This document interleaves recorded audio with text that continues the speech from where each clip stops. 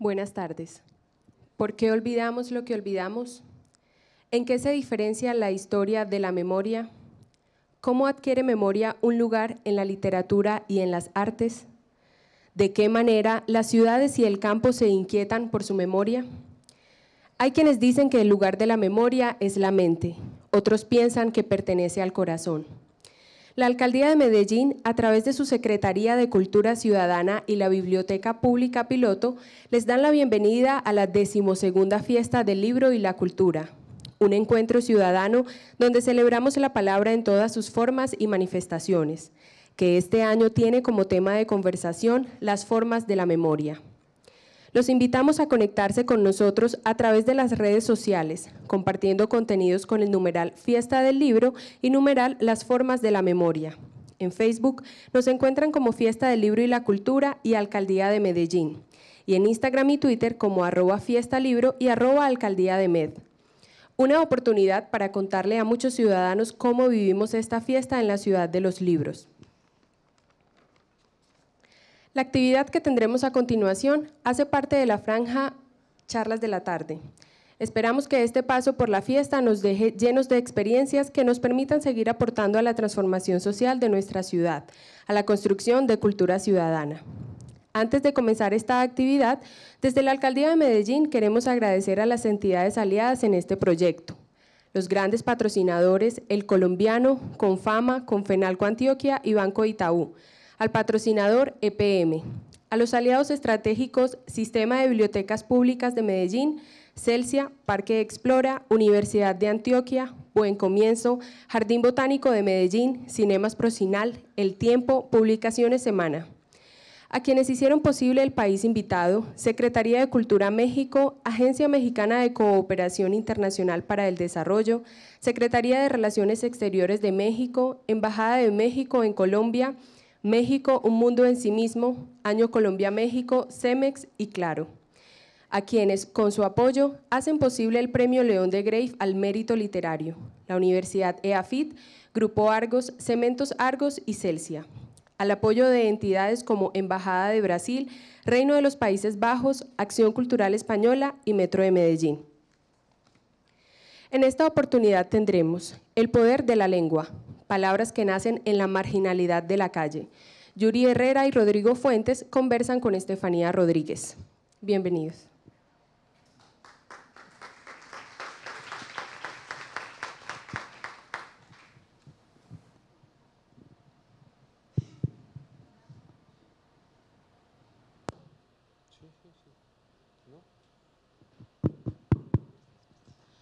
Hola, buenas tardes. Hola Yuri, hola Rodrigo, qué rico estar acá y conversar con ustedes. Yuri es un escritor mexicano, tiene 3 novelas, Trabajos del Reino, Señales que precederán al fin del mundo y La transmigración de los cuerpos, y creo que lo podremos conocer en más detalle por medio de esta conversación. Y Rodrigo Fuentes es de Guatemala y su primer libro de cuentos fue lanzado esta semana aquí en la Fiesta del Libro, Trucha Panza Arriba. Entonces, para que comencemos y entremos a hablar de esto del poder de la lengua, quería empezar con Yuri pensando un poco que creo que sus novelas se pueden leer como por varias capas. Uno podría aproximarse a ellas a través del lenguaje, se podría aproximar a través de las historias que están contando en relación a la Ciudad de México o en relación a la frontera. Algo de la sociedad narco está ahí presente, pero yo creo que reducirla a ese punto es muy poco. Creo que hay algo mucho más amplio, y en ese sentido las palabras en la obra de Yuri juegan un papel fundamental, y en las formas como se describen las cosas también. Creo que hay una forma de escribir como inversa al zoom, no sé si me explico, pero no empieza desde lo más grande hasta lo más pequeño, sino que por el contrario, por ejemplo, en Señales que precederán al fin del mundo, este terremoto la sitúa a ella mientras se va corriendo. Entonces me gustaría que nos contaras un poco sobre el papel que juega el lenguaje en tu obra. Bueno, muchas gracias, Estefanía. Gracias a todos por estar aquí hoy. Estoy muy contento de estar además aquí con Rodrigo, que es un buen amigo. Nos vemos siempre en lugares extrañas, ¿no? Nunca nos hemos visto ni en México ni en Guatemala, siempre nos encontramos en lugares así. Bueno, La lengua es nuestra herencia y es nuestra materia de trabajo y es nuestra oportunidad para añadir algo al mundo, ¿no? La manera en la que yo trato de explicarme con una metáfora muy sencilla y digamos muy ortodoxa y casi diríamos conservadora, esta parte del oficio, es pensando en esa vieja imagen que creo que ya no existe tal cual, de los pintores que trabajaban con una paleta en una mano y con el pincel en la otra, ¿no? Yo supongo que ahora ya no, eso ya ningún pintor lo hace, pero la imagen me sirve como una metáfora en el sentido de que el pintor tiene una serie de colores y esos colores, bueno, tiene el azul, el amarillo, el rojo, en fin, pero esos colores no los pasa al lienzo tal cual, sino que lo que hace es que los va combinando para crear, para crear una tonalidad o un color que tiene más precisión con respecto a lo que quiere hacer en el lienzo. Para mí, esa tableta, digamos, son los distintos ingredientes lingüísticos con los que contamos. Y estos ingredientes lingüísticos pueden ser desde La Celestina, que por cierto es uno de mis libros favoritos de toda la vida, puede ser lo que leímos hace rato en Twitter, puede ser algo que soñé, puede ser algún insulto que alguien me hizo en la calle cuando venía para acá, entonces yo digo, eso es maravilloso, tengo que usarlo en algún momento, ¿no? Y lo que uno hace es entonces combinarlos para crear algo distinto, ¿no? La literatura hace mucho más que un espejo, la literatura no refleja, la literatura representa, pero hace algo más, crea una versión de las cosas que tiene que ver con nuestra relación con el mundo de los sentidos, pero también con todos esos insumos de los que nos servimos para darle volumen, para darle color, para acercarlo, para volverlo a producir en los sentidos del lector. Es decir, uno toma los eventos del mundo de los sentidos, lo pasa a través de este tamiz y para producir algo en el cerebro del lector, ¿no? Entonces, nada más para comenzar, diría que esa es un poco mi relación de que creo que tenemos que abrazar las distintas herencias lingüísticas que tenemos a la mano y que esas son desde la literatura clásica hasta la lengua culta popular, y porque yo siempre hago siempre digo esto, no me gusta hacer la diferencia entre la lengua culta y la lengua popular, porque creo que la lengua popular es una forma de cultura, es una forma de cultivar el mundo que nos ha tocado en la calle, ¿no? En ese sentido, estás como contándonos un poco que esto funda otra realidad a través del juego que haces de esta paleta, y yo creo que en las tres novelas es muy claro que hay un oído muy atento a la forma como se transforman las voces, a la forma como hay unas palabras además que se han ido creando ahí, y quisiera leerles un parrafito de una obra de Yuri, Señales que precederán el fin del mundo, que siento que puede hablar un poco, o no sé si resumir, pero para mí es bien evidente de lo que significa el lenguaje en tu obra. Son paisanos y son gabachos y cada cosa con una intensidad rabiosa. Con un fervor contenido pueden ser los ciudadanos más mansos y al tiempo los más quejumbrosos, aunque a baja voz. Tienen gestos y gustos que revelan una memoria antiquísima y asombros de gente nueva. Y de repente hablan. Hablan una lengua intermedia con la que Maquina simpatiza de inmediato porque es como ella, maleable, deleble, permeable, un gozne entre dos semejantes distantes, y luego entre otros dos, y luego entre otros dos, nunca exactamente los mismos, un algo que sirve para poner en relación. Yo siento que este fragmento deja de manifiesto la necesidad de nombrar como esa cadencia para narrar toda esa atmósfera que ocurre mientras ocurren las cosas en tus novelas. Y también la conciencia de que los nombres están renovándose todo el tiempo, ¿no? Que los nombres no pueden ser algo estático, sino que las palabras con las que nosotros nos referimos al mundo van cambiando junto con el mundo, ¿no? Entonces este fragmento específico es el de una persona que ha ido del otro lado y está mirando cómo las dos lenguas que ella conoce están creando una tercera lengua, ¿no? Por llamarlo de algún modo, aunque más que una tercera lengua están definiendo un proceso, que es el proceso creativo de todas las lenguas, ¿no? Las lenguas están en permanente transformación, en permanente enriquecimiento, gracias a los migrantes, gracias a nuevas experiencias, y entonces eso es parte de lo que habla ahí, ¿no?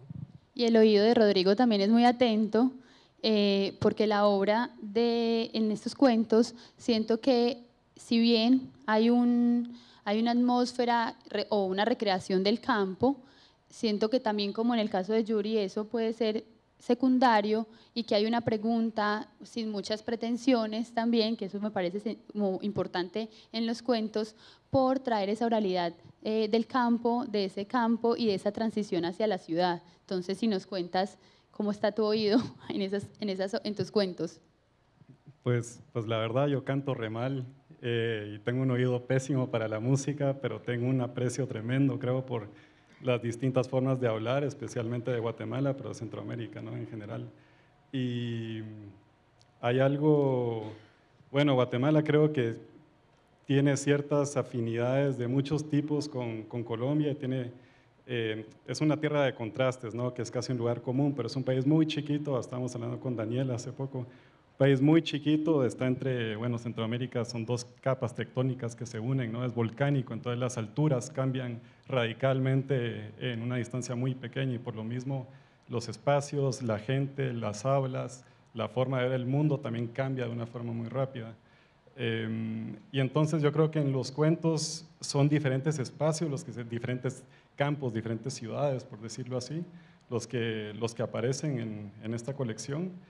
Y hay un tema ahí que a mí me interesaba muchísimo, que era la cadencia y los ritmos de estas voces, las formas de contar, que son muy distintos dependiendo de un cambio muy pequeño en términos geográficos o incluso afectivos.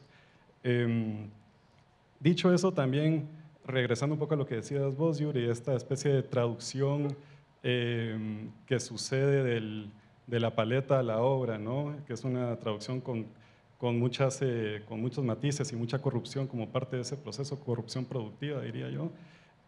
Tampoco intento, o creo que es una empresa fallida desde el inicio, intentar replicar el habla del campo o el habla de la ciudad o de la calle ya en el cuento mismo, sino que creo que para mí por lo menos ha sido muy importante estar muy consciente de que me estoy nutriendo de esas formas particulares del lenguaje, y al mismo tiempo consciente de que va a ser un artificio, y va a ser un artificio literario, y que hay un diálogo ahí entre ambos mundos, pero nunca es un reflejo, nunca es un filtro transparente, ¿no? Entonces por ahí iría eso. Por otro lado, creo que en Guatemala, y tal vez es un poco más general esto, está esta especie, tal vez falsa dicotomía entre lo que nosotros llamamos la ciudad y el interior, ¿verdad? Y uno habla de la ciudad así categóricamente, y después está el interior como que si fuera un espacio totalmente separado, que cuando en realidad es sumamente poroso, ¿no? Entonces algunos de los personajes que aparecen en el libro, lo que me interesaba ver en estos personajes era cómo se transformaban ellos y cómo se iban moldeando ellos a través del lenguaje dependiendo de estos movimientos a lo largo del país, ¿no? Y romper un poco con esa dicotomía era tal vez una de las apuestas ya que me di cuenta ya posteriormente a la escritura, que era algo que me parecía importante en términos de pensar en el estilo, también como una apuesta ética hacia lo que se está contando, ¿no? Y creo que ambos tienen una apuesta ética y también política en su obra. Y pensando sobre eso, hay unos contextos, yo no sé si llamarlos como ocultos o invisibles, en ambas obras. Con Yuri estamos en trabajos del reino, está la intención con los narcocorridos de fondo, y está este bufón o el lobo, el artista, con el rey acompañándolo, y de alguna manera sin decirlo, diciendo todo lo que allí ocurre. Después, en Transmigración de los Cuerpos, está este intercambio que yo no sé si pensar que uno puede creer que la muerte se banaliza, en el sentido de que hay tantos muertos que hacemos un juego de intercambiarnos cuerpos, con un mensaje ahí también transitando de un lado al otro. Y en Señales que precedan el fin del mundo, pues está este tránsito por la frontera, algo muy desde el inframundo, y hay un contexto político también de fondo, y me gustaría que nos ampliaras un poco esa idea frente al papel ético y político de tu lenguaje o de tus obras. Sí, yo creo que el estilo no es una cosa superficial, el estilo no es ornamental, tiene que ver con lo que estaba diciendo Rodrigo ahora, ¿no? El estilo es ese momento en el cual uno hace explícitas sus decisiones políticas, sus decisiones éticas. No es como que algo pueda ser dicho de cualquier manera y no cambia, sino que la manera en la que tú dices algo cambia el mensaje mismo. Y no solo eso, inclusive la sonoridad de lo que tú estás diciendo está también transmitiendo algo, está añadiendo algo al discurso, a la historia, al mensaje.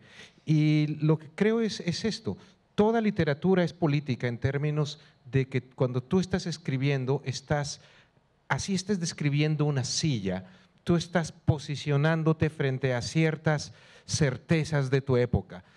¿Cuál es el buen decir? ¿Cuál es el buen hablar? ¿Cuáles son las autoridades? ¿Cuáles son las figuras de poder? ¿Cómo entiendes tú las relaciones entre hombres y mujeres? O si tienes que entender de otra manera y no nada más hablar de hombres y mujeres. Cada manera que eliges tú de hablar de las emociones de las que la literatura ha estado hablando durante milenios es una toma de posición en la cual tú estás haciendo una afirmación sobre tus tiempos y estás haciendo una afirmación sobre tu lugar en tus tiempos, ¿no? Entonces, en ese sentido, toda literatura es política, pero además a veces hay un acento político más claro en términos de la elección de ciertos temas y de la elección de ciertos protagonistas, ¿no? Es decir, de cuando tú decides cuáles son los sujetos de la historia, cuáles son las personas que para mí son importantes a la hora de estar hablando de ciertos acontecimientos. Hace un rato en una mesa de Medellín Negro recordaba un fragmento de Vida y Destino, una novela de Vasily Grossman, en la cual hay unos intelectuales que están discutiendo sobre cuál es el mejor escritor ruso y la discusión empieza entre Tolstoy y Dostoyevsky y alguien dice, no, no es ninguno de esos dos, es Chekhov, porque estos otros lo único que hacen es o hablar de iluminados o de criminales o de nobles o de militares, pero Chekhov lo que hace es poner en el centro de la historia y en el centro en el centro de sus historias y en el centro de la historia rusa a todos estos otros personajes que parecen personajes insignificantes para los otros escritores, ¿no?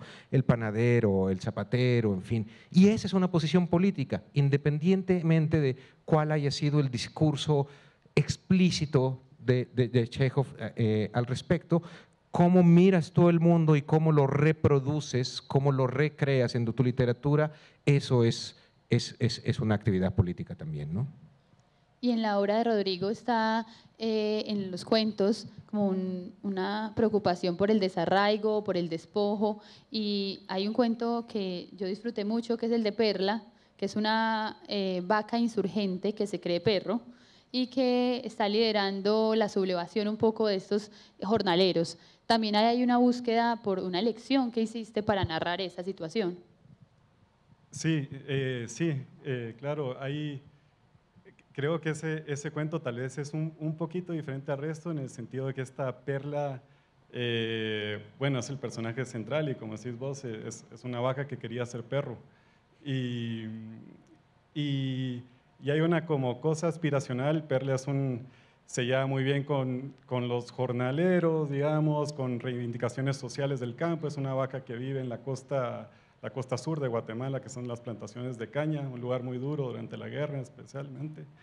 Pero creo que también son temas, ese contexto es un tema que es muy difícil enfrentarlo de una manera directa, digamos, bueno, creo que es esto a lo largo de Centroamérica, por lo menos en el Triángulo Norte, la literatura, ha habido una especie de reacción a mediados de los 90s y un poquito después ante una literatura que se está haciendo en los 70s y 80s, muy enfocada en el campo y muy enfocada con asumir la política en la literatura como un espacio que se podía enfrentar directamente con respuestas muy sin matices, ¿no? Y lo que ahí permitía tener un personaje como Perla era tal vez salir un poquito de estas simplificaciones. Es un animal que al mismo tiempo no conoce los códigos que están sucediendo alrededor, pero se mueve por medio de otro tipo de sensibilidades animales, digamos, ¿no? Y eso me gustaba un montón. Y por otro lado, hay algo ahí en los animales que, sobre todo, Perla se convierte, vive en una finca, pero se convierte en una especie de animal doméstico, ¿no? Y hay algo que me interesa mucho sobre los animales domésticos, en este sentido de que son testigos ante lo que está pasando alrededor de ellos. Puede haber una tragedia familiar terrible, o desarraigos, o rompimientos de la familia, y ahí tenés al perro, a la vaca viendo todo esto silenciosamente, ¿no? Siendo un testigo silencioso.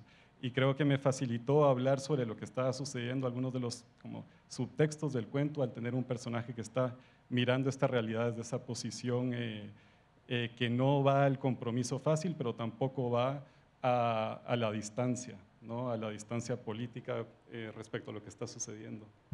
Y ahí hay unas elecciones a través de esos personajes también que me llamaron mucho la atención, porque los personajes repiten sus nombres en los cuentos. Entonces tenemos a Don Henry, a Mati, y me preguntaba si esa elección de los nombres y de la aparición constante en los cuentos eran como unos hilos conductores a través de las historias.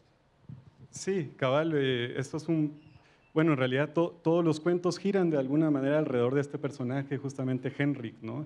Y como decís vos, es el mismo nombre, pero va cambiando dependiendo del personaje. Creo que 4 o 5 de los cuentos están contados desde primera persona. Y entonces va cambiando mucho la forma en que se mira a Henrik o se entiende a Henrik, este personaje que es un guatemalteco de descendencia escandinava que creció cerca de la costa, digamos. Y lo que me interesaba era casi hacer una especie de mirada casi cubista, por ponerle de alguna manera, sobre Henrik, en que cada personaje desde diferentes distancias, ya sea profesionales como empleados o afectivas como el hijastro, desde estas distancias distintas ir creando un personaje que tal vez no encajaba a lo largo del libro, ¿no? Y lo que me gustaba era precisamente eso, que fuera el mismo personaje, pero siempre cambiando dependiendo de la mirada. Los personajes de Yuri, por otro lado, no tienen como un nombre más convencional que los nombres, pero a la vez como que la forma de llamarlos, la 3 veces rubia, o el lobo, o el, yo tenía el nombre por acá, el alfaqueque, la ingobernable, son palabras que terminan nombrando por completo a estos personajes y nos dan como una idea de ellos con solo ubicarlos en ese espacio, incluso en la hoja y en la organización que hay. Entonces, esas palabras que eliges para nombrar a estos personajes, ¿qué papel juegan en tu obra? Bueno, hay una razón poética, digamos, y hay una razón personal. Tengo un nombre con el cual he tenido que lidiar toda mi vida de distintas maneras. Durante la infancia siempre era lisa y llanamente raro, ¿no?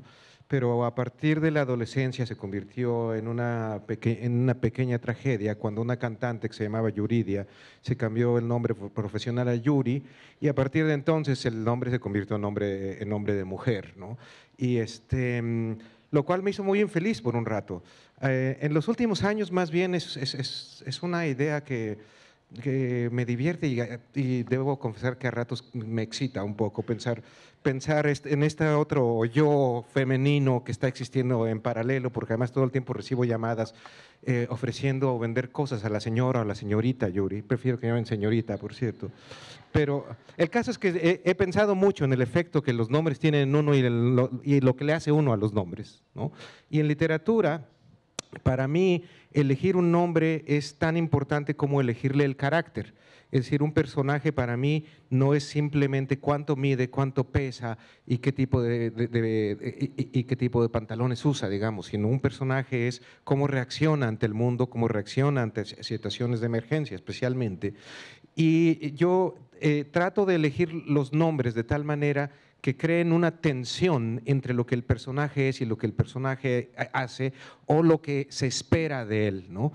Y a veces hay algunas ocasiones en las cuales tengo una noción vaga de lo que puede ser, pero que me gusta cómo suena y el nombre va desarrollándose junto con el personaje, como en la transmigración de los cuerpos es el caso, una de las protagonistas que se llama La Tres Veces Rubia, y que honestamente yo cuando lo pensé al principio no era que tuviera todo un discurso ideológico sobre la función de parecer rubia en la sociedad o cómo entendemos a la rubia, sino que simplemente dije, esta va a ser una mujer guapa, inteligente y además como muy poderosa y va a ser rubia, rubia, rubia, ¿no? Y se llamará Tres Veces Rubia. Entonces, para mí es parte del gozo a la hora de estar planeando un texto, pensar en cómo se van a llamar y cómo va a haber cierta fricción o cierto juego entre el papel del personaje y cómo se le llama. Y que tal vez en señales que precederán el fin del mundo, este personaje de Máquina juega justamente con eso, ¿no? Que es un personaje súper fuerte, aguantadora y al mismo tiempo con una gran sensibilidad, ¿no? Y yo me acuerdo cómo iba transformando cuando me la encontré al principio a Máquina, que, o sea, va a demoler esta novela, esta chava, ¿no? Y de ahí, cuando uno iba avanzando, ya como transformándose esa percepción que tenía originalmente, muy bien logrado. Sí, que no sean estáticos, ¿no? Que no sean estáticos los personajes, es que uno siente tanto en los cuentos de Rodrigo como en tus novelas, que se transforman esos personajes en todo el proceso. Y ahí quería como pensar un poquito sobre esos temas ya más puntuales del campo, que ahorita como volviendo sobre esto, que lo tocamos un poco tangencialmente desde el lenguaje, pero que podríamos pensar que hay temas agotados en la literatura. Yo no sé si hay temas agotados o hay formas de actualizar esas narraciones sobre el campo, y ahora y con Yuri sobre este escenario narco, y no sé si nos pueden como hablar un poco de esas decisiones frente a esos temas. Sí, sí, creo que regresando un poquito a lo que mencionaba, es difícil, por lo menos pensando en la tradición guatemalteca literaria, era un poquito difícil hablar sobre el campo considerando todas estas, bueno, una gran literatura que se ha hecho sobre el campo, pero también ciertas preconcepciones que se tenían desde un punto de vista como lector, incluso desde mi punto de vista como lector, y cierto rechazo un poco faciloide de mi parte a este mundo y la gana de no explorar otros espacios, pero ahí también está justamente el tema del lenguaje, ¿no? No se trata del espacio o de los personajes, sino cómo se trata esa materia con un lenguaje particular. Creo que uno de los textos, bueno, claves y fundamentales guatemaltecos es el testimonio de Rigoberta Menchú, ¿no? Y en ese testimonio siempre hay un problema en el país, pero también especialmente en la academia norteamericana, ¿no? De la pregunta de qué tanto habla Rigoberta Menchú, considerando que Elizabeth Burgos está transcribiendo esa voz, ¿no? Qué tanta agencia tiene ella como parlante de su propia historia y como agente de su propia historia, que también se usó de una forma de ciertos sectores conservadores, de una forma de desvirtuar un testimonio que era importantísimo y fundamental para entender nuestro pasado reciente, ¿no?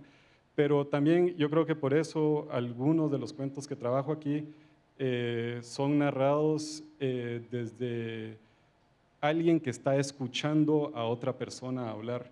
Entonces, a mí eso tal vez me permitía como poner un filtro cuando estoy hablando tal vez de una realidad que no es la mía o de la que provengo, de la que conozco con alguna distancia mayor, y al poner esta especie de filtro narrativo de otra persona que está dialogando, me permitía tal vez entrarle a esos aspectos un poquito problemáticos de tomar la voz que podría ser del otro, ¿no?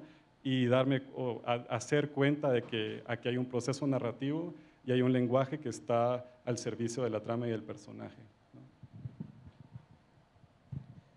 ¿no? Yo me acuerdo de un amigo que estudiaba filosofía, cuando le decía a la gente que estudiaba filosofía, o peor aún, que era filósofo, que era frecuente que la gente le dijera, ¿y cuáles son tus frases más famosas? ¿No? Esperando que si eres filósofo, lo que le aportas al mundo es algo así como yo solo sé que no sé nada, o la religión es el opio del pueblo, o algo, ¿no? Que eso es como, ese es tu papel en la sociedad, y que de algún modo con los escritores espera alguna cosa similar, ¿no? ¿Y cómo es que tú hablas del amor? ¿Y qué es lo que tú, cómo hablas, no sé, sobre la infidelidad? Y es cierto que estamos hechos de las mismas cosas de las que estaba hecho Tolstoy, de la que estaba hecho Borges y la que estaba hecho Virginia Woolf, y en ese sentido estamos sometidos a los mismos temas, pero cada vez que uno se acerca a ese tema desde unas coordenadas distintas, está recreándolo, está reproblematizándolo y está arrojando luz sobre algo que los demás no vieron o no pudieron vivir o no pudieron recrear. Entonces, en ese sentido, yo no le tengo miedo a esto cuando la gente dice, ya todo está dicho. Quien dice que ya todo está dicho es que simplemente está conforme con una manera de decirlo anterior y que le aburre la realidad que le rodea, ¿no? Pero si uno cree que el mundo de los sentidos está ahí para ser investigado, siempre va a haber maneras de volver a darle la vuelta a los temas clásicos, ¿no? En Trabajos del Reino, a mí me llamó mucho la atención cómo el lobo cambia de nombre y después recupera su nombre. ¿Cuál fue como el trabajo alrededor de esa transformación de ese personaje? Quisiera decir que lo tenía todo planeado desde el principio, pero la verdad es que fue un poco intuitivo y un poco experimentando. Esta es mi primera novela publicada, pero en retrospectiva lo que puedo ver es que esta es la historia de alguien tratando de recuperar su nombre, ¿no? Es decir, mucha gente ha dicho que esta es una novela sobre el narco, pero eso para mí es solo el modelo que me sirvió para construir el contexto, pero para mí esta novela fundamentalmente es una historia sobre la relación entre el arte y el poder y la historia de un individuo que está tratando de recuperar su nombre, porque él al inicio se llama Lobo y cuando cae dentro de la esfera de influencia de este hombre a quien él llama Rey, él acepta que deje de llamarse así para tomar el nombre que este supuesto rey le está otorgando, porque toda la gente en su ámbito recibe nombres solo en función de él. Y eventualmente en la novela al final se puede ver que este no es ningún rey, sino que es un tipo al servicio de otras personas y que no es más que una ficción del poder a la que él se adscribió por un tiempo porque no tenía de otra, ¿no? Eso es básicamente la idea. La elección de Don Henrik sí fue desde el inicio, sí quisiste desde el principio que fuera ese nombre apareciendo en todas. No, de hecho al inicio se llamaba Amir y no era de descendencia escandinava, era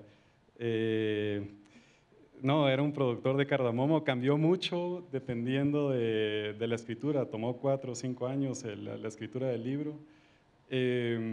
Pero también es algo muy distinto, ¿no? Y se percibe muy distinto en Guatemala esta idea del descendiente de escandinavos, aunque sea un guatemalteco de pura cepa, la idea de que es Don Henrik, ¿no? Y que tenía padres tal vez vikingos y que están ahí en Noruega, en Oslo y qué sé yo, cambiaba mucho la relación de los otros personajes con él. Entonces, en un inicio, bueno, poco a poco y gradualmente y después de repente se convirtió de Amir en Henrik, ¿no? Sí, así que, bueno, y en realidad estuve escribiendo muchos cuentos y diferentes cuentos, en algunos aparecía, en otros no, y después me di cuenta que en realidad todos pertenecían a ese mismo universo en que Don Henrik interactuaba de diferentes maneras con personajes a su alrededor, y ya en un momento en que ya se cimentó ese nombre, en realidad sí, cuando se cimentó el nombre, ya tenía mucho más claras las formas en que él se relacionaba con su familia y los personajes que interactuaban con él, ¿no? Ninguno de los dos vive en su país natal, ¿cierto? ¿Cómo es esa relación entonces para narrar algo o de alguna manera para narrarse y narrar el país desde la distancia?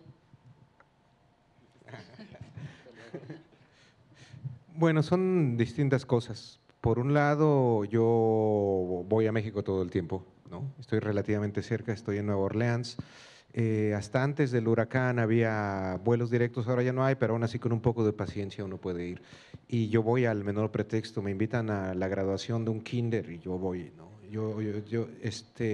Aunque sea un par de días, entonces voy constantemente a lo largo del año. Y voy a hacer cosas distintas, ¿no? Voy a ver a mi familia, voy a ver a mis amigos, voy a hacer cosas de trabajo, pero más allá de eso, creo que tiene que ver con, ahora, porque lo que estás preguntando es cómo puede uno escribir sobre un lugar en el que no pasa todo el tiempo.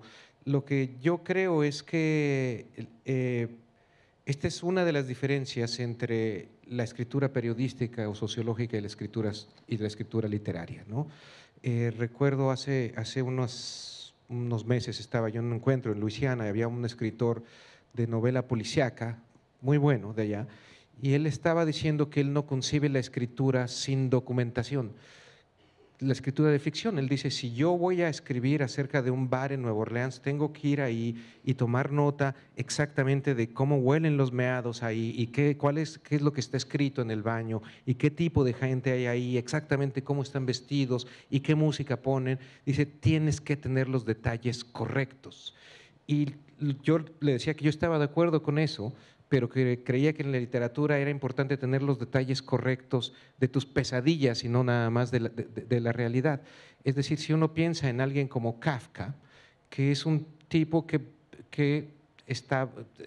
era un burócrata y que después se la pasaba encerrado en su casa, y no es que fuera un aventurero, no es que estuviera todo el tiempo tratando de aprehender el alma de Praga, sino desde su reclusión, desde su misantropía, es que él lograba entender algo del mundo, ¿no? Entonces, a veces cuando uno vive en un lugar, también necesita eso, necesita tener su momento de soledad para entender lo que está pasando, y creo que una de las maneras en las que también se puede hacer eso es tomando distancia, ¿no?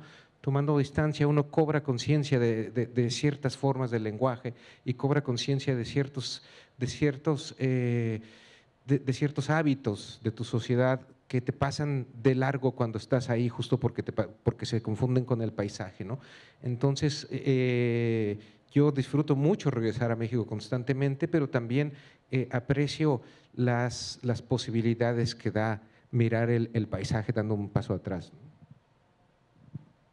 Sí, yo tengo tal vez una experiencia un poco extraña con Guatemala, porque bueno, mi familia tuvo que salir durante la guerra, entonces yo de hecho nací en Costa Rica, y los primeros 12 años de mi vida estuvimos en una especie de tránsito por América Latina.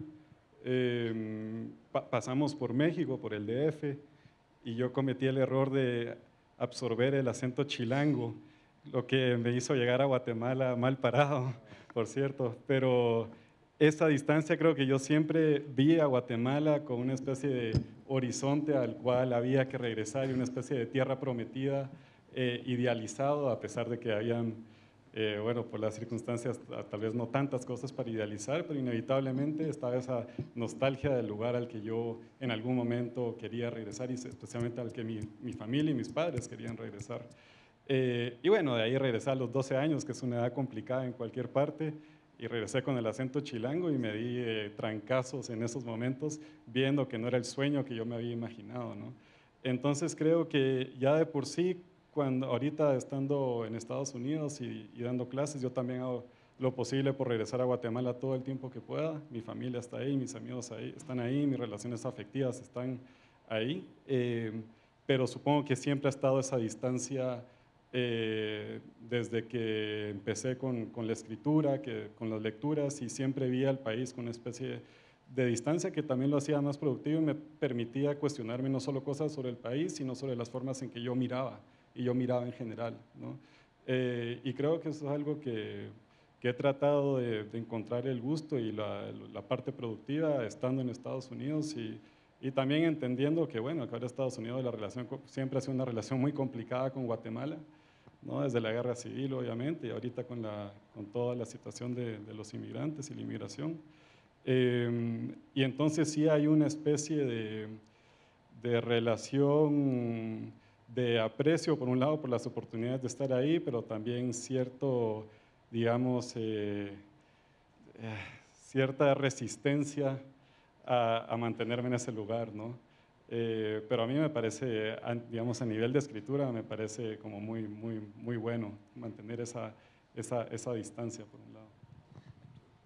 Solo quería añadir una cosa más, que creo que es importante además subrayar que el papel de la escritura no es nada más esta especie de de fetiche costumbrista, como si el papel del escritor es retratar a su país, ¿no? Es decir, tu país es una gran riqueza y es una herencia lingüística, de memoria, de hábitos, para tratar de hablar de ciertos problemas que van más allá de tu país, ¿no?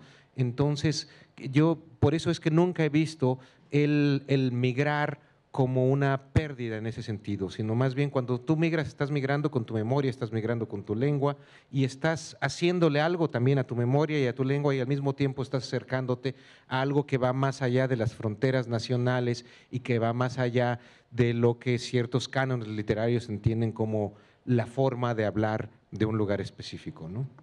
Y que estamos migrando todo el tiempo. Hay migración intraurbana, hay migración entre regiones, entre países, pero también entre como las propias emociones, como que hay una transformación ahí. Antes de abrirle el espacio a las preguntas del público, quería preguntarles por algo muy puntual y es que creo que hacen una elección ustedes de palabras muy juiciosa y hay una palabra en tu obra que aparece varias veces que de pronto la recuerdo mal, que es como harchar, ¿cierto? Que se vuelve verbo en tu obra y que implica algo como salir, pero que si uno se remite a su origen hay como un asunto con la sonoridad. No sé si nos hablas de esa palabra. Sí, esa es una palabra que está en Señales que precederán al fin del mundo. Y Señales que precederán al fin del mundo es la historia de una mujer que está viajando al otro lado, a un otro lado que no se nombra, a buscar a su hermano. Y yo decidí usar esta palabra sin explicación, solo como introduciendo una especie de elemento extraño que le hiciera ruido al lector, para que entendiera que cada vez que se hablaba de salir o de salida, porque se utiliza la palabra como verbo, como sustantivo, harchar o harcha, se está hablando de una especie de salida un poco más trascendente, como de un moverse de un lugar a otro, que no es meramente una traslación de tu cuerpo, sino que es algo que te está transformando. Y tomé esa palabra de una, es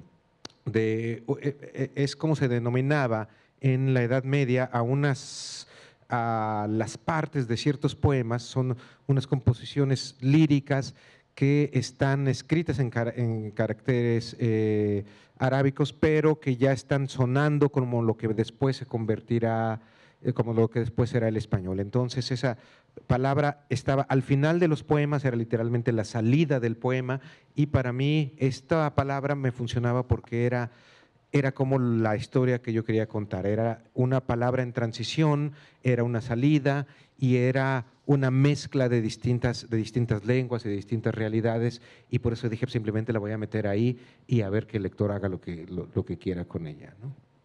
Y Rodrigo tiene unas como sangoloteo o surumbado, además con Z ambas. ¿Cómo es ese proceso de elegir esas palabras? El sonido de esos dos me encanta. Sangolotear, además cuando te sangolotean, te sacuden así. Y siento que el sonido como transmite el mismo movimiento, ¿no? Y sí, de ahí vino. Bueno, podemos pasar a hacer preguntas. Aquí en la mitad hay un micrófono, entonces quienes quieran hacer una pregunta, adelante.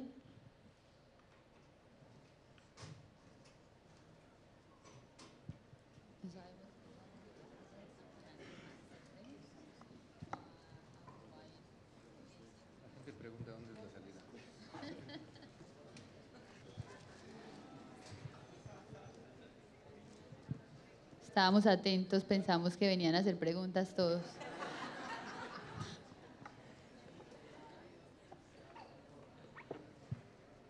Bueno, mientras hay más preguntas,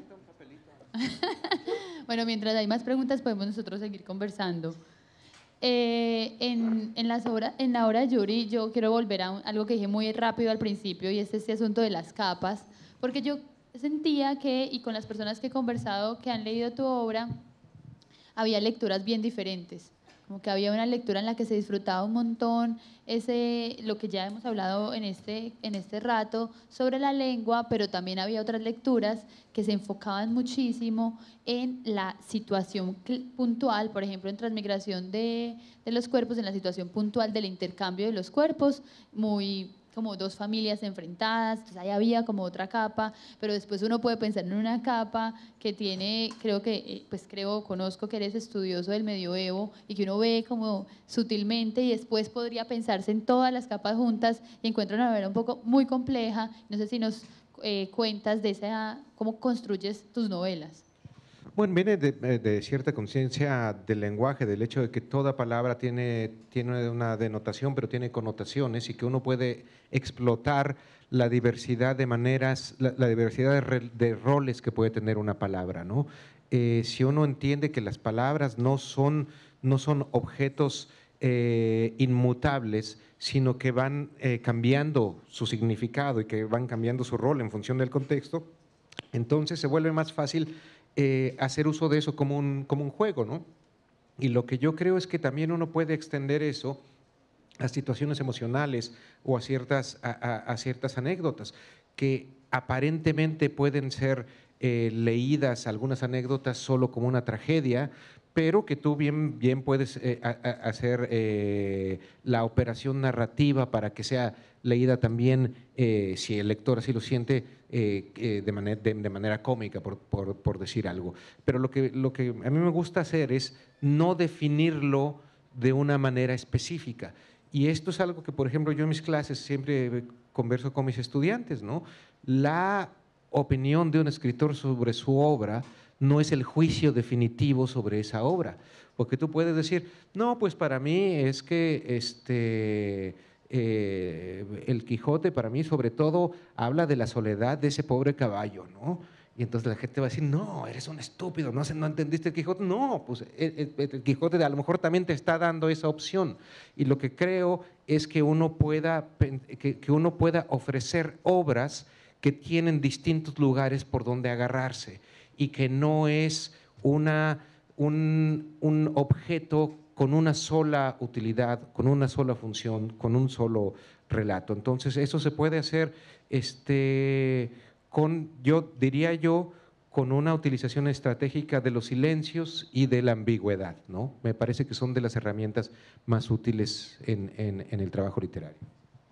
Y en los cuentos de Rodrigo hay unos finales que dejan un poco angustiado, porque o quedan muy en punta o resuelven ciertos asuntos, pero dan la idea de que hasta uno se podría leer los 7 cuentos y creer que es una sola historia. Entonces, ¿qué pasa? ¿Cuál es el rol de esos finales en tus cuentos? Sí, no sé muy bien, no tengo una respuesta muy buena, pero a veces muchas de las situaciones de los cuentos tienen que ver con familias que se sienten acechadas por una amenaza un poco fantasma o fantasmal que tienen alrededor, y me gusta ver cómo las familias y las relaciones afectivas van cambiando en función de esa amenaza que se cierne sobre ellos. Una situación casi de sitio en algunos momentos de los cuentos. Y era una especie sentía que en muchas de estas situaciones sería injusto darle un cierre más redondo y más perfecto, porque casi que resolvía de forma falsa o falseante lo que estaba sucediendo al interior de esas familias, ¿no? Tal vez se podía resolver algún aspecto de, bueno, la amenaza se termina, o al contrario, la amenaza termina ejecutándose sobre ellos y poniéndoles en una situación final, pero la verdad lo que más me interesaba era que muchas veces ese trauma o ese miedo que se vive en esos momentos no se termina si la amenaza termina. Eso continúa de todas formas, ¿no? Y entonces me parecía que era una forma de hacerle justicia a esa idea. Y hay un manejo de la tensión muy especial en los cuentos. Uno está muy angustiado con ese proceso, uno está muy angustiado con la historia, incluso en la de Whisky, con la niña y el perro perdido, que no sabemos cómo va a acabar y es un poco hasta vertiginosa, pero al final nos deja en el aire, no sabemos pues nos deja muy suspendidos en esa historia. Y yo creo que Yuri también nos deja suspendidos en las 3 novelas, como que nos resuelve unos asuntos, pero deja abiertos unas temáticas que dan para conversar mucho. Pues podríamos hablar de cada una de las historias, porque también siento que son 3 novelas que si bien tienen una realidad, como tú has dicho varias veces, que trasciende, no es retratarla, y eso me parece fundamental como recalcarlo, no la estamos buscando retratar, ustedes no la retratan de una manera como fidedigna, sino que antes genera más preguntas sobre eso. En Transmigración de los Cuerpos, que la hemos tocado varias veces, parece como si nos estuviésemos burlando un poco de esta cantidad de muertos que hay todo el tiempo, además de la peste, de una peste que termina como ensombreciendo toda la historia. ¿Qué temas hay ahí que estás trabajando? Sí, no, no era una burla de los muertos. Justo es interesante que digas eso porque ayer que estaba en la Biblioteca Pública en el Poblado, en la UBA, hablábamos de esto y yo les decía que una idea que a mí siempre me ha molestado, cuya genealogía quizá se remonta al laberinto de la soledad, que es una de las barbaridades que Octavio Paz dice ahí, esta idea de que el mexicano no tiene miedo a la muerte y el mexicano se burla de la muerte, ¿no? Y lo que yo digo que una cosa es jugar con la muerte y otra cosa es burlarse de la muerte. Y es como cuando tú juegas con un niño, tú no te estás burlando del niño, ni le estás faltando el respeto al niño.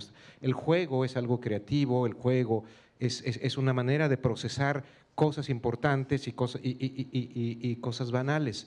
Y en este caso, bueno, es una historia así sobre alguien que está tratando de hacer que se respete el cuerpo de una persona, está tratando de devolverle su condición sagrada, pero al mismo tiempo esto está atravesado por el humor, ¿no? Porque es parte quizá de la desesperación que entra en momentos límite, es una manera de encontrar, de poner en perspectiva las cosas duras de la vida. Entonces, para mí es uno de los temas es ese, es alguien tratando de devolverle su integridad a un cadáver, pero también es alguien articulando una serie de reglas para sí misma, para sí mismo, en un mundo en el cual no está muy claro qué es lo que está bien y qué es lo que está mal, y él tiene que asumir responsabilidad sobre sus acciones, ¿no? Yo no sé si hay una búsqueda, o no sé si es una búsqueda, pero hay unos personajes que podrían ser un poco arquetípicos, como una construcción, sobre todo en trabajos del reino. ¿Hay una búsqueda por pensarse en esos arquetipos de esa sociedad narco en ese caso? Bueno, en Trabajos del Reino es muy claro porque justamente eso es parte de la tensión de la historia. Es este personaje que se está enfrentando a un ámbito aparentemente rígido y resistente al cambio, en el cual tú solo tienes una función, ¿no? Y como ha habido muchas sociedades a lo largo de la historia, en la cual tienes un rol específico que tienes que cumplir y no puedes salir de ahí. En ese sentido, sí está jugando con los arquetipos, pero eso es parte de, digamos, el resorte que me permite a mí preparar lo que va a suceder después. Justamente si este personaje va a descubrir que puede ser más que esos arquetipos dentro de los cuales se organiza el mundo en el que está inserto. Bueno, no surgieron preguntas, dudas. Adelante, el micrófono está abierto ahí en el centro. Buenas tardes. Aprovechando el tema de conversación de la fiesta, yo quisiera preguntarles qué forma tiene la memoria y, por otro lado, qué papel juega la memoria en cada una de sus historias.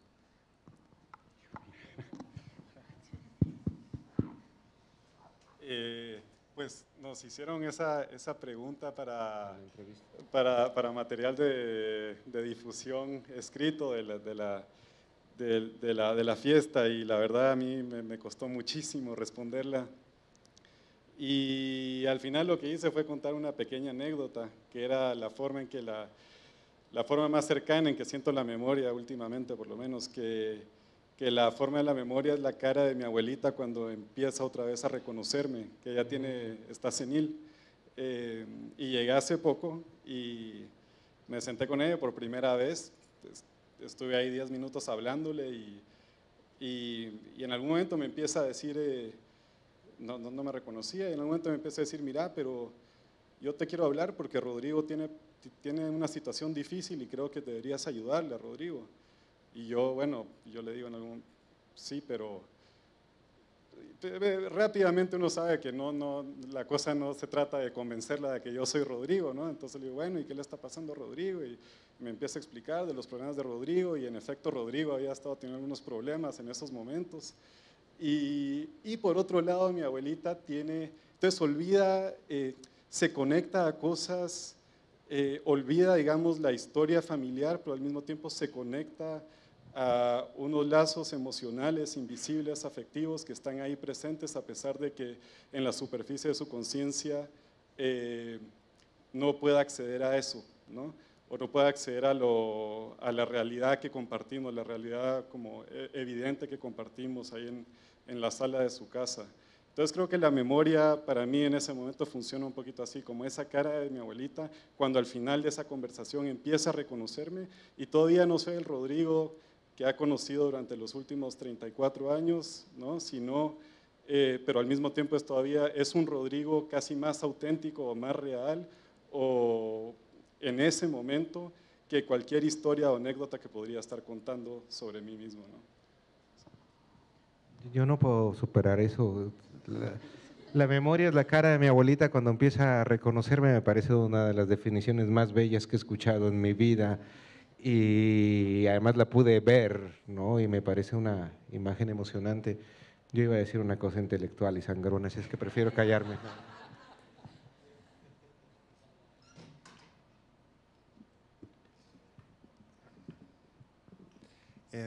¿Se escucha? Si un escritor es alguien que hace que el lenguaje haga algo, y si un buen o gran escritor es alguien que hace que el lenguaje haga algo que solo él o ella pueda hacerlo hacer. Me pregunto hasta qué punto esto, como el título de la charla, ¿no? Palabras que nacen en la marginalidad de la calle, que de lo que llevo leído de ustedes hay como una incorporación, una torsión del lenguaje, incorporando quizá como una oralidad o un lenguaje que podría parecer periférico al clásico. Me pregunto de dónde primero nace esa intención de darle esa torsión, de hacer que el lenguaje haga algo así. ¿Qué influencias tienen? ¿De dónde? ¿Por qué les vibra de esa manera y no otra? Y también si no temen que eso de alguna manera lo aleje del lector más acostumbrado a leer algo más digerible, más común. Hasta ahí.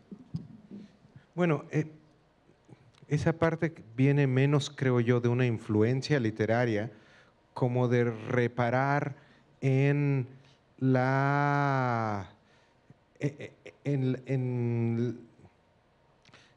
sofisticación intelectual del lenguaje de la calle. Es decir, el lenguaje callejero es una elaboración a partir de cosas que están sucediendo ahí. Es una reacción, pero también es una elaboración, ¿no? Entonces, yo todo el tiempo estoy poniendo atención a cómo se están diciendo de nuevas maneras, cosas que tal vez ya conocía, pero tal vez cosas que han cambiado y que yo no estaba entendiendo porque no conocía este lenguaje. Entonces, por eso comenzaba diciendo al principio que yo no estoy de acuerdo en esa distinción entre el lenguaje culto y el lenguaje popular, porque el lenguaje culto el lenguaje popular, el lenguaje culto en el sentido original de la palabra, es un lenguaje culto viene de cultura y cultura viene de cultivo. Alguien culto es quien sabe cómo explotar la tierra, quien sabe cómo hacer algo con lo que le ha tocado vivir. Y la gente que vive en la calle y que transforma su lengua en función de esta realidad a la que se enfrenta sin protección, digamos, ¿no? Ese para mí es el verdadero lenguaje culto. Si eso le resulta difícil a ciertos lectores, bueno, ojalá, ¿no? Ojalá, porque entonces esa es la lectura que sirve, la lectura que te hace pensar un poquito así como, ¿qué carajo está diciendo con esta palabra, no?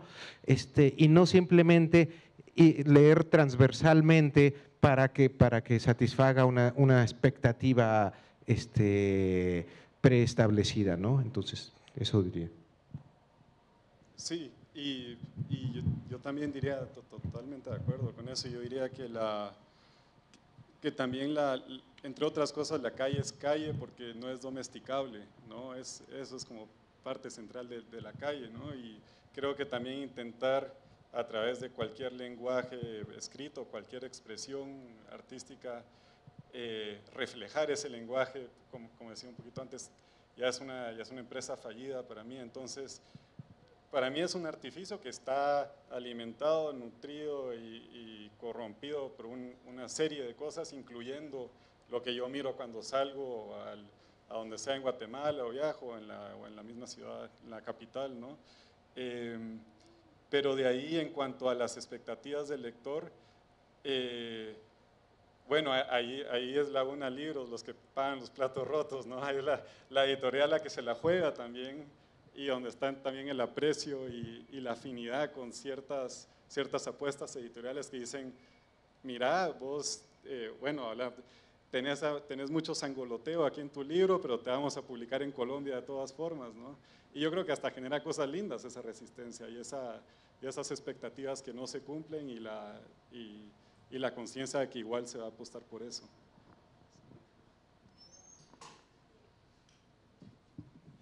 Hola, quería preguntarle si ustedes para crear sus proyectos literarios recolectan de alguna forma información o hacen trabajo periodístico. Pues respóndame en sí, ¿no? Para hacer otra pregunta. Yo no. No, a veces sí, a veces no. Por ejemplo, en Trabajos del Reino, que es la historia de un cantante que canta en cantinas, la gente me pregunta cómo fue esa investigación. Yo le dije, yo me iba a emborrachar, yo no era así. Y con la segunda novela es la única en la que sí hice una investigación como mucho más detallada, pero sobre ciertas fuentes antiguas, porque uno de mis modelos narrativos fue la narrativa del descenso al Mictlán, que es un mito mexica, digamos, ¿no? Pero fuera de eso, es decir, tomo muchas notas, pero no hago una investigación periodística en ese sentido. Pero se ven inmersos en la sociedad que quieren, pues con la que quieren escribir, ¿cierto? Perdón. Pues o sea, como vos me dijiste que te ibas a emborrachar, te ves inmerso ahí en esa sociedad que quieres estudiar.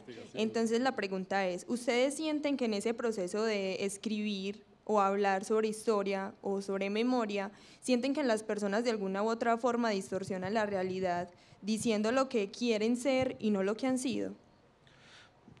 Sí, por supuesto. Es decir, la literatura es una distorsión en la medida en que la literatura siempre es un relato que está informado por tus ambiciones, por tus deseos, por tus miedos. Y eso es lo que la hace rico, que no es un relato neutro, ¿no? Además, ¿quién puede decir cuál es la manera correcta de decir lo que has sido, ¿no? Entonces, esto es una tentativa de acercarse a eso, es una tentativa siempre fallida, pero ahí está el gozo en encontrar maneras distintas de fallarle.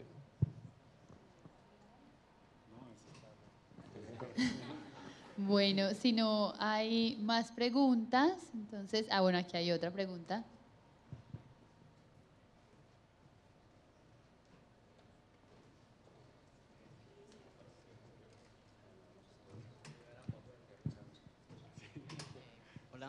Hola, un saludo para ustedes.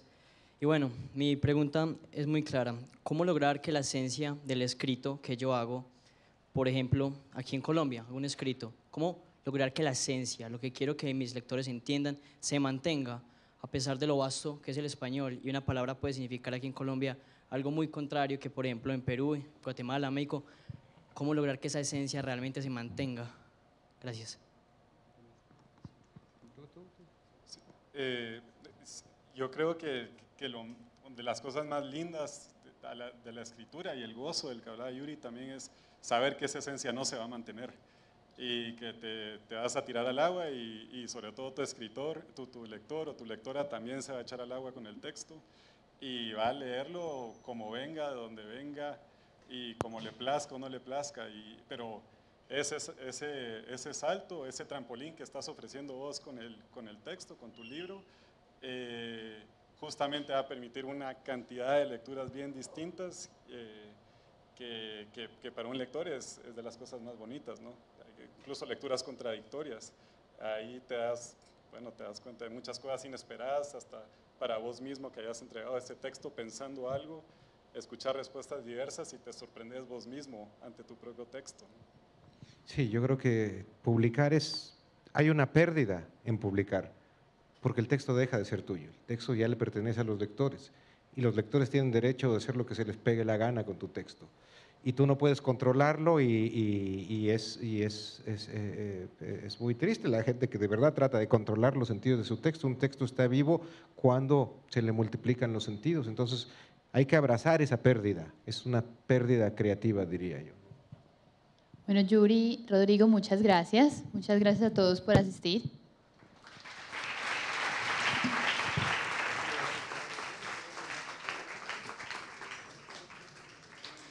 Agradecemos su presencia en esta franja y los invitamos a recorrer los demás espacios de la fiesta.